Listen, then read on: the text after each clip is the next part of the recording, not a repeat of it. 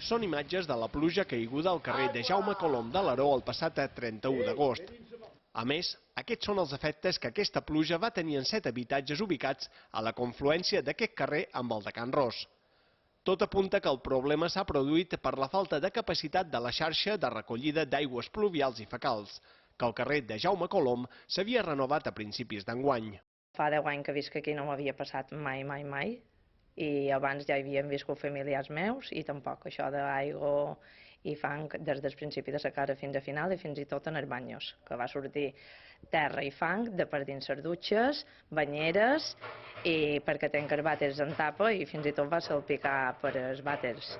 L'Ajuntament atribueix el problema a algun error en el disseny de les obres del carrer, que consistiren en separar la xarxa d'aigües pluvials de les residuals, que en bona part del poble encara és comuna. Estudiarem si hi ha alguna responsabilitat per part del tècnic redactor, del tècnic que va executar